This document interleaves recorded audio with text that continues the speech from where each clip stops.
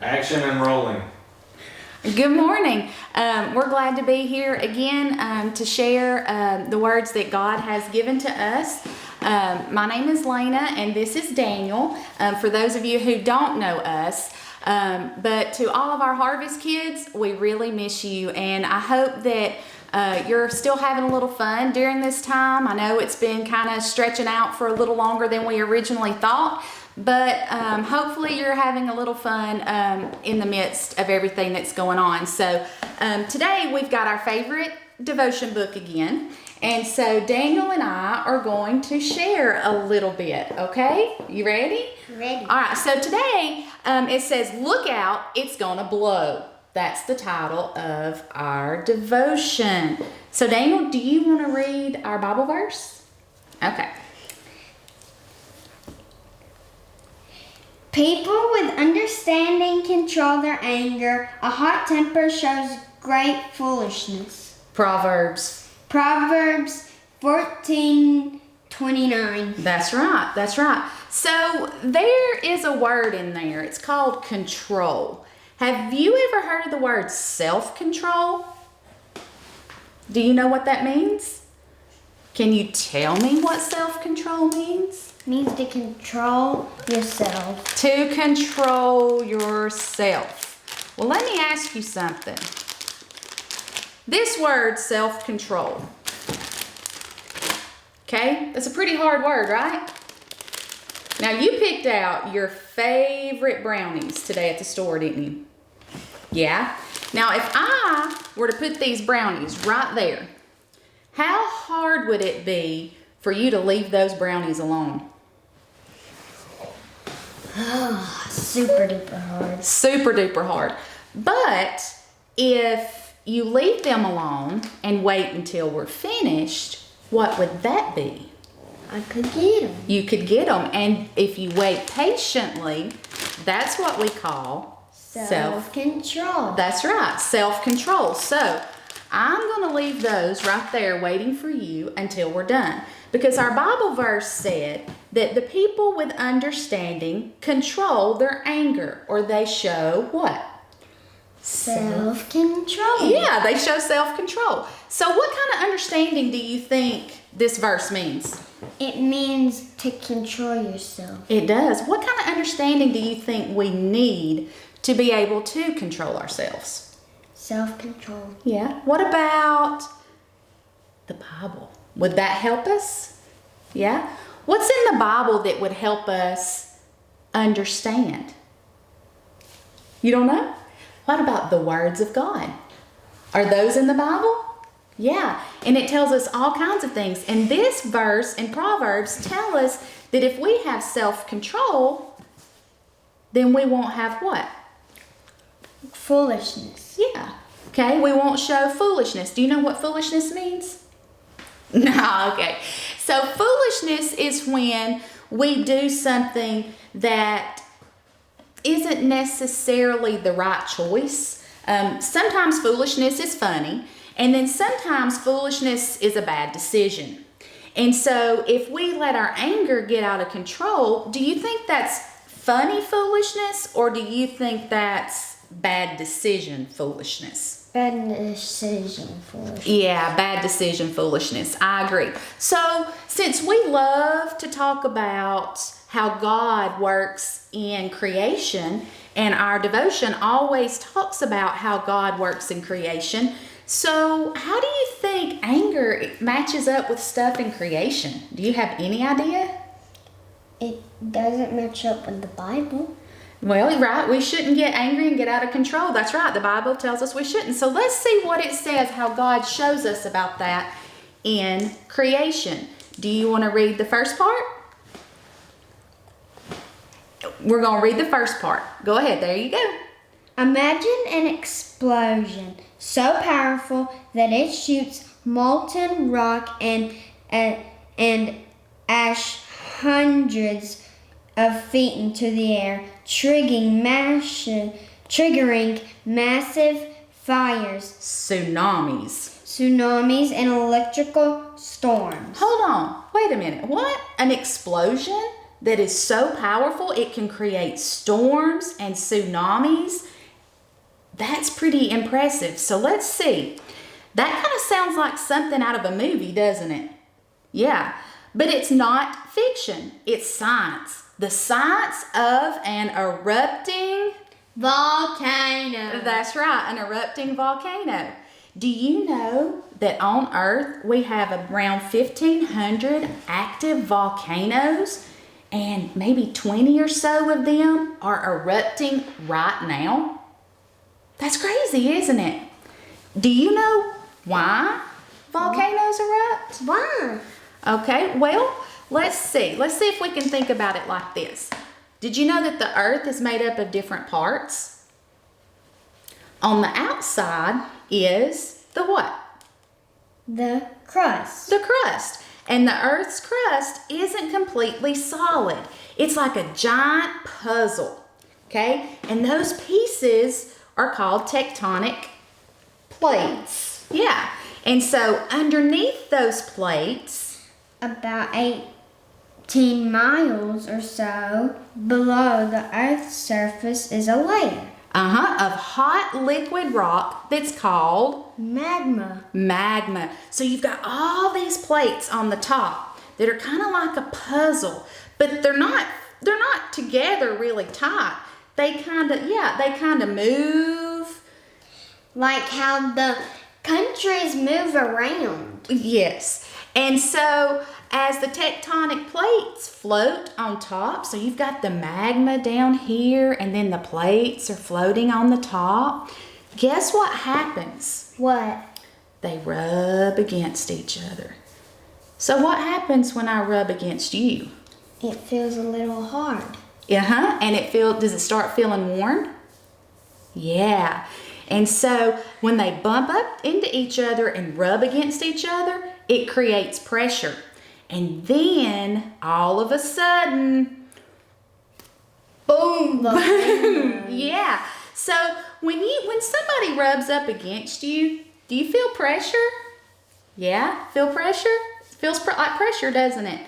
Is it fun? No, it's not fun sometimes. And so the magma, which is called lava, when it comes out at like 2,000 degrees Fahrenheit. That's really hot. Hotter than the hottest day in July or August hot. Yeah, super hot. So it burns everything that it touches. Do you know that it destroys anything? Like when the lava comes down the volcano, it totally wipes out anything in its path. Did you know that? No, yeah, it's crazy. But can you think of something that an erupting volcano reminds you of? No? It reminds me of foolishness. Oh, okay.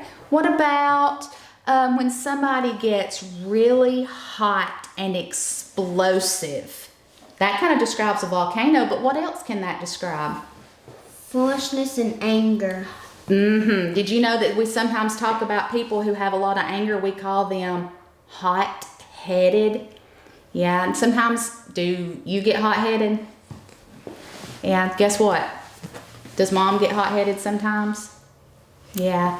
And so everybody has anger. Is it bad to have that anger? Well, the anger feeling, it's not bad. What do you think is bad?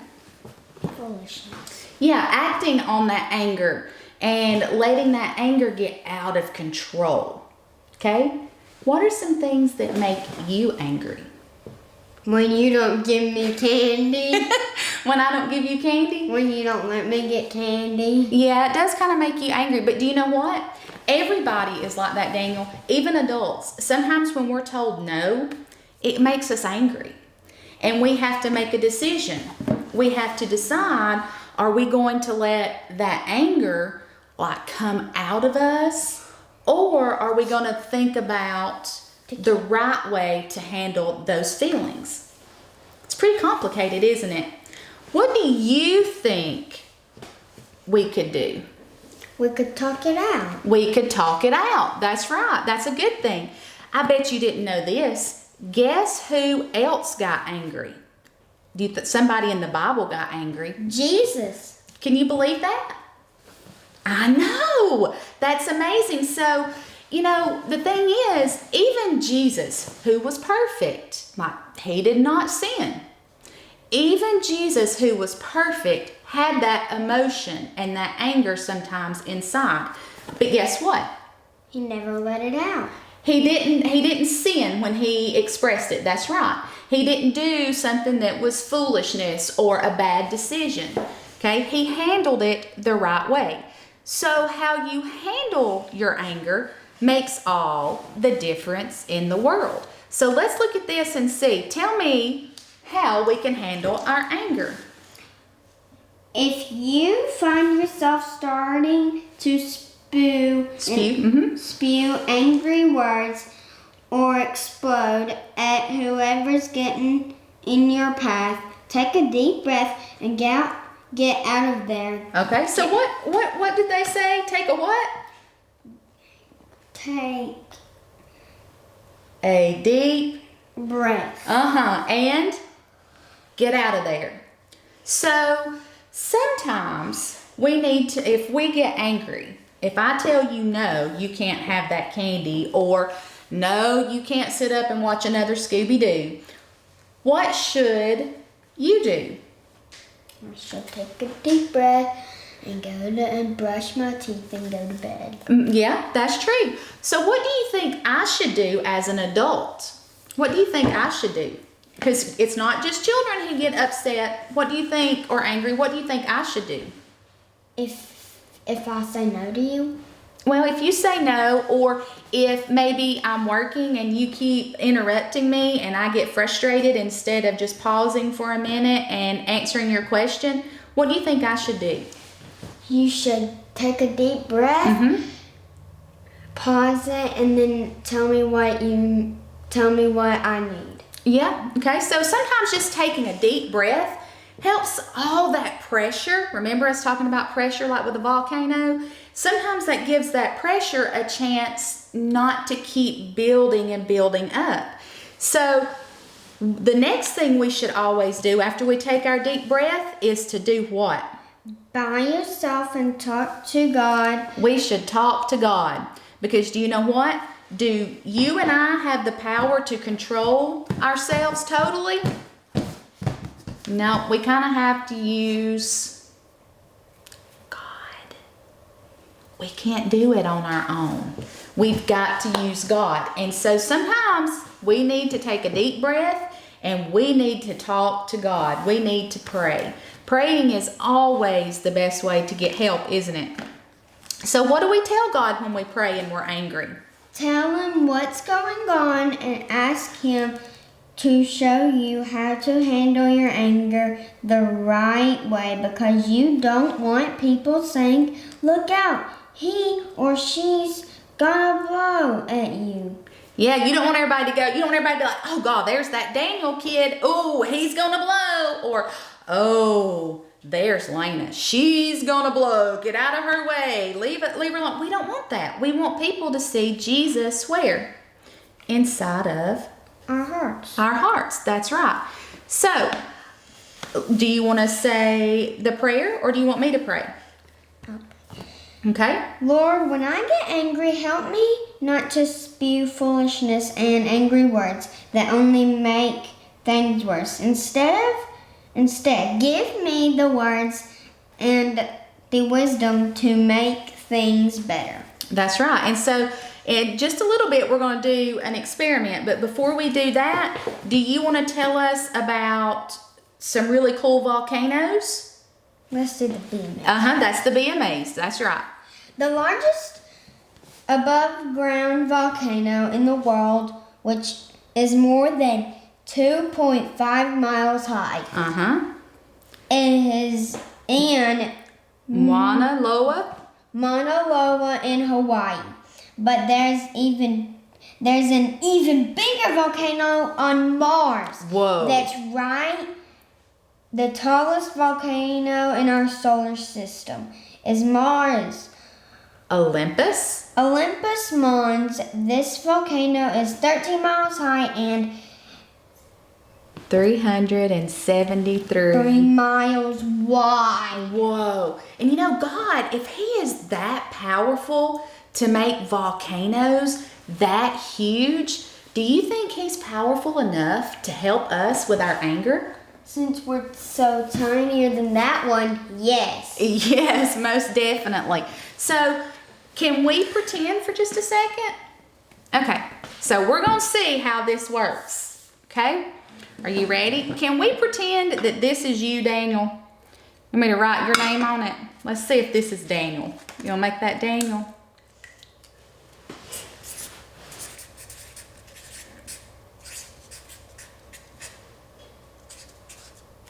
So there's Daniel. All right, so there's Daniel. We kind of can see Daniel. We kind of can't. All right, so there's Daniel. This big glass vase. That's Daniel. Okay? So what we're going to do is we're going to see that sometimes we're going to pretend that this baking soda is The pressure. Yeah, our emotions, everything that's all inside of us. And then we're going to pour some of that in there. Oh, we're just going to guess about it because we never know how bottled up our emotions are. Sometimes they're really bottled up, and then sometimes they're not. We may have a real big mess before this is over. Okay. All right, well, let's... Do you know what this is? White distilled vinegar. Vinegar. And do you know what? Vinegar is... The pressure. Yeah, vinegar is kind of like anger. Smell it. Doesn't smell so good, does it? Do you want to taste it? Are you sure? Okay. Well, vinegar is kind of bitter. And so that's kind of like anger. When anger gets inside of us, sometimes it creates bitterness. All the things that make us angry help create all that pressure that sometimes it will come out. So we're going to pretend that this is you. And then this is the anger and the bitterness and all the things that you're not really happy with right now. And when it mixes with your emotions, something happens. But before we see what happens, can you tell me about all of these people in this dish? I know they're kind of a little bit hard to see maybe, but can you tell me about these people? Here's me, and I'll spread all the anger to them. Well, you might. We'll see. Could this be our friends? Or it could be my family. Could be your family. This is true. It's very true. Could it be our neighbors? What about our friends at school? Or my cousins. Your cousins, yeah. What about just anybody that we come in contact with? Yeah. And if we're angry, what might happen if all that... You got it? You ready? All right, pull it quick and let's see what happens. It all comes out. And if we keep piling on more and more anger, what happens? We'll do a little bit more. What's already happened to all these people? They just got the anger from me. They did. They got all messy. And the more anger we pour in, what happens? The more it keeps what? Can I pour? Yes, you can pour a little bit more. What happens? The more what keeps happening to our friends and our family, the angrier we get. All right, that's good. It keeps spreading. And it keeps covering them, doesn't it? And Daniel, okay, look at you. That anger didn't really fill you up or make you feel any better. Everything's spewed out. But then down here, there's still a lot of hard emotions and a lot of bad feelings. So getting that angry and letting it go and losing our self-control didn't really help all of that bitterness, did it? No, but we can pray to God, and what happens? It does your happiness all filled up and it explodes. That's right. It makes our happiness come out instead of our anger. And see, when we get angry and let our anger explode, so many of our friends and family, they get all messy, don't they? And they get angry at you. And they might get angry at you, and then that just makes it worse and worse. And we don't want that, do we? Mm-hmm. So we need to remember to practice what? Self-control. Self-control. Even when we feel a lot of pressure, right? Okay. So do you want to tell everybody, you want to say do you have anything final to say to everybody before we go? What do you want to say? Be safe, have self-control, don't explode. Oh, well, I think that's pretty good. Always remember that Jesus is the way that we have self-control and peace when we're angry. And the way that we know Jesus is to know that God sent him to die for our sins, right? And that if we believe in Jesus and we ask him to forgive us of all of our sins, what will he do? He does it automatically. He does it automatically, that's right. And so all we have to do is ask him. That's it. We admit that we sin, we believe that Jesus died for us, and then we commit to serving him our whole life. And you know what? He's with us always, right? All right, well, tell all of our Harvest kids bye, and we hope to see them soon. See you soon. All right, bye, guys. Love you.